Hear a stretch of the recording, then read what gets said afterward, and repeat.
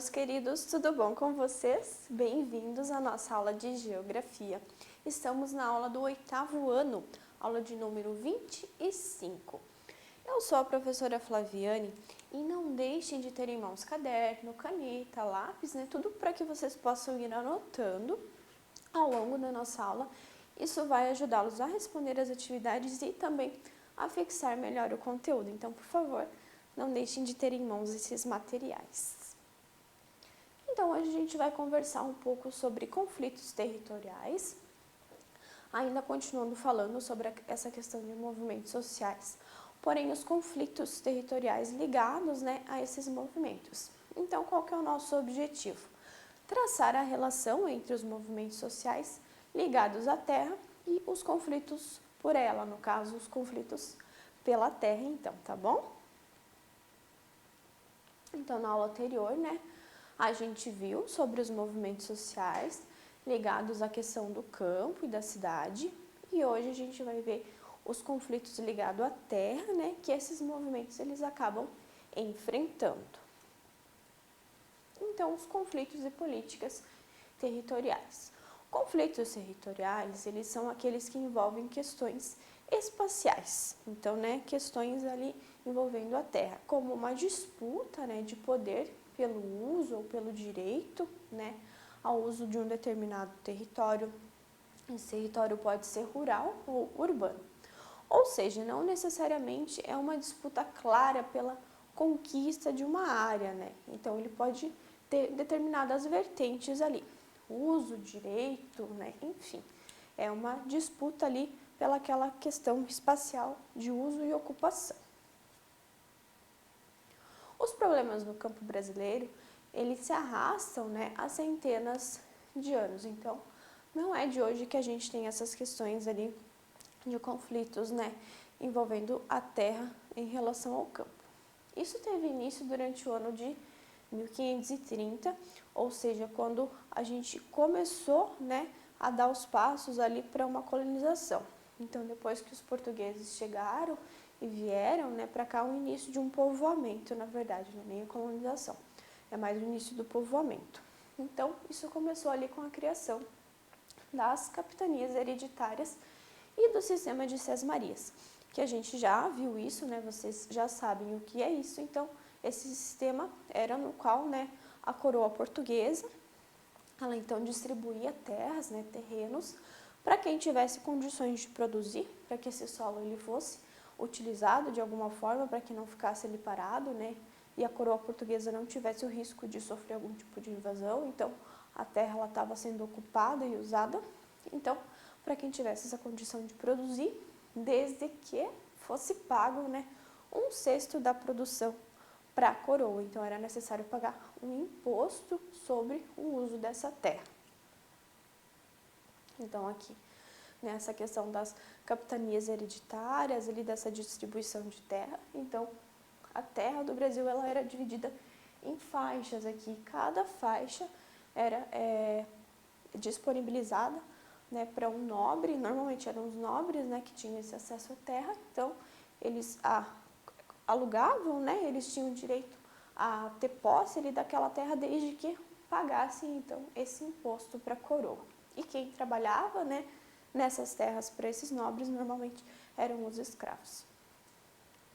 Com isso, poucas pessoas adquiriram grandes extensões de terra. Então, vem daí esse acúmulo de terras, estabelecendo diversos latifúndios no país. O que é latifúndio? Grande porção de terra. Algumas famílias concentraram grandes propriedades rurais e os camponeses passaram, então, a trabalhar como empregados para esses detentores de terra. Então, além dos escravos, os camponeses, eles passaram a trabalhar como funcionários, Ou seja, com essa má distribuição de terras, poucos detêm grandes extensões, enquanto outros detêm pouca ou até nenhuma terra, A distribuição desigual dessas terras desencadeia uma série de conflitos no meio rural. As disparidades entre o campo e no campo geram essa revolta dos trabalhadores rurais, o que possibilita a formação desses grupos, desses movimentos sociais, que são articulados como o movimento dos trabalhadores rurais sem terra, que a gente, né, deu uma olhadinha na semana passada. Na semana passada não, desculpe, na aula passada, que reivindicam então a reforma agrária, né, através da ocupação desses latifúndios, então da ocupação dessas grandes porções de terra, como forma então de pressionar o governo para que a distribuição ela ocorra de uma forma mais igualitária. Então, mas afinal de contas, né, o que é reforma agrária, que é o principal ponto pelo qual, né, esse movimento ele luta. O Estatuto da Terra traz uma definição para o termo reforma agrária, sendo que o conjunto, né, dessas medidas que visem a promover essa distribuição, essa melhor distribuição de terras, mediante modificações do regime, né, da posse e uso, né, eu ter a posse da terra e eu poder usá-la, a fim de atender aos princípios de justiça social e aumento de produtividade. Então é o que? É a terra ela estar em uso, ela estar na posse de alguém, e ela estar em uso e ela ter e ser produtiva, né, e distribuída de uma forma mais igualitária. Uma reforma agrária é então uma reorganização dessas terras no campo. Acontece quando grandes porções de terra, até então concentradas nas mãos, né, de uma ou poucos proprietários, são divididas em pequenas porções e distribuídas para outras pessoas, que até então não tinham possibilidade de acessar essa terra. Então, são pessoas sem terra. Essa reorganização, ela pode ocorrer de 3 formas. Então, essa questão de tirar a terra, né, da mão de poucos e reorganizar na mão de muitos, ela pode ocorrer de 3 formas. Pela distribuição massiva das terras, né, para membros de um grupo, né, a partir de grandes revoluções, como aconteceu na Revolução Francesa. Então, houve essa distribuição de terras ali depois da Revolução Francesa, onde os camponeses, né, eles conseguiram adquirir terras ali a partir dessa revolução, ou então pela distribuição de terras vindas do Estado, né, vindas a partir do governo, durante processos de colonização de áreas desérticas ou desabitadas. Isso foi o que aconteceu, por exemplo, com a colonização dos Estados Unidos, em que o governo ele cedeu, né, várias porções de terra para que as pessoas elas habitassem ali, pudessem então prosperar. Isso aconteceu nos Estados Unidos. Ou então a distribuição de terras que não cumprem com a sua função social. O que é essa função social da terra? É ela estar em uso e ser produtiva, né? Uma terra parada, ela não, segundo a Constituição, ela não cumpre a sua função social. Aí a gente entra em alguns dos problemas. Além, né, dessa questão da reforma agrária, a gente tem também a grilagem. Outro artifício muito utilizado e que desencadeia, né, os conflitos é a questão da grilagem. O que é isso? É um método, né, destinado à falsificação de documentos de posse de terra, em que os grileiros, eles colocam, né, eles falsificam esses documentos, eles colocam esses documentos falsificados em caixas, com grilos dentro dessas caixas, até que esses papéis fiquem com a aparência de serem muito antigos, para envelhecer. Por isso o nome grilagem vem dessa falsificação a partir de grilos.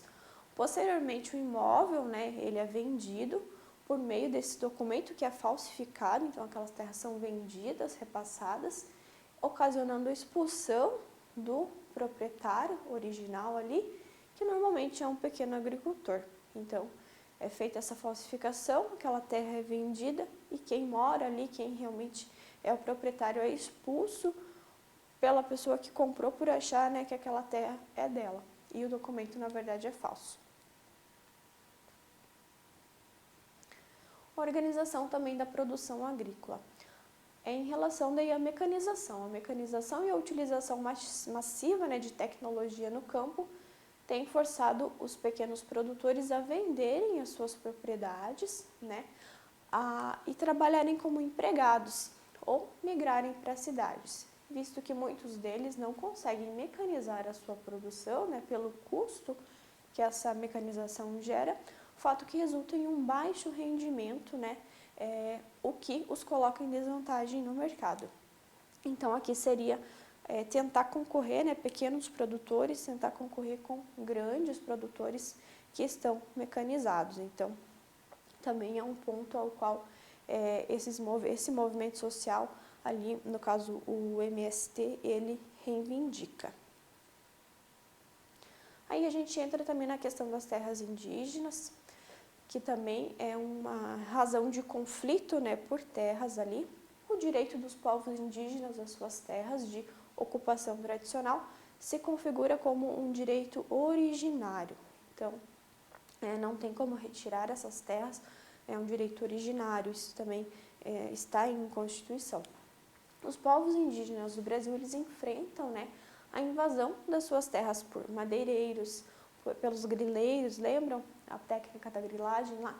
Fazendeiros, garimpeiros, poceiros, né, que são aqueles que chegam e se apossam realmente do local ali.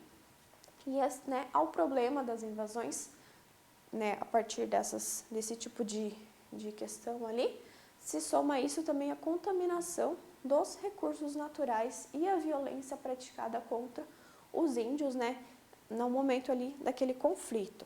Quando se chega a entrar em conflito mesmo, né, naquele atrito, conflito físico, então existe a violência, né, contra os indígenas. E os indígenas muitas vezes, né, as armas que eles têm são armas feitas por eles mesmos, né, então existe ali essa violência contra os indígenas. Aqui a gente tem um mapa, né, das terras indígenas.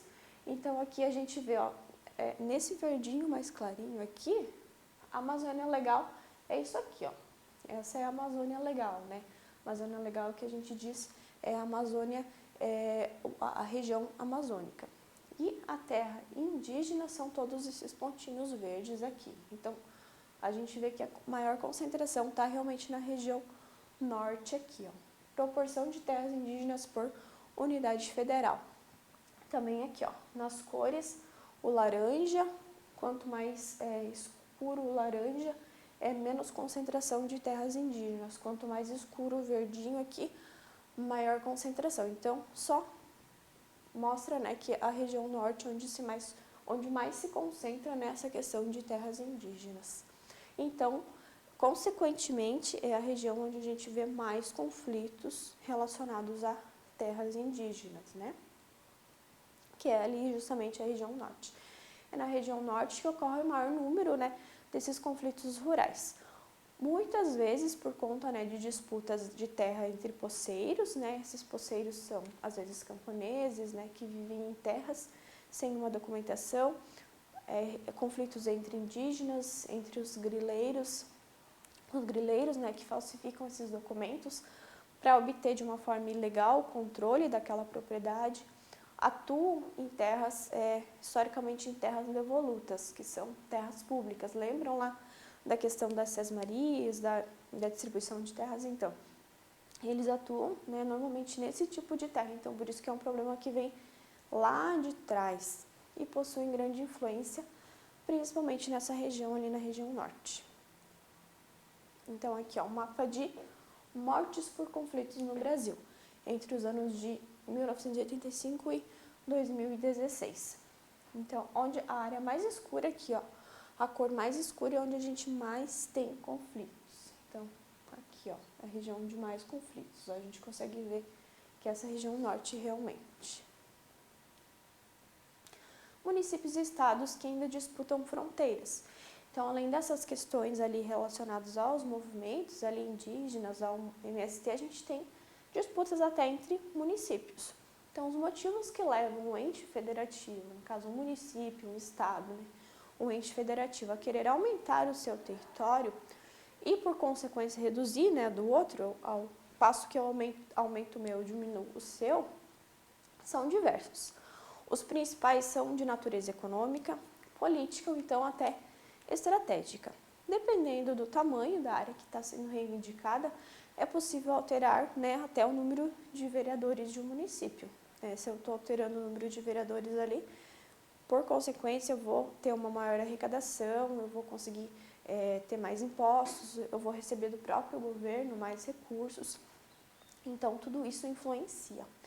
Também pode dar àquele território um acesso a um recurso estratégico, como, por exemplo, uma rodovia, um acesso ao litoral, acesso à questão ali de royalties de petróleo, por exemplo, né, receber, por eu estar próximo ali de uma área de petróleo, eu recebo uma comissão ali do governo.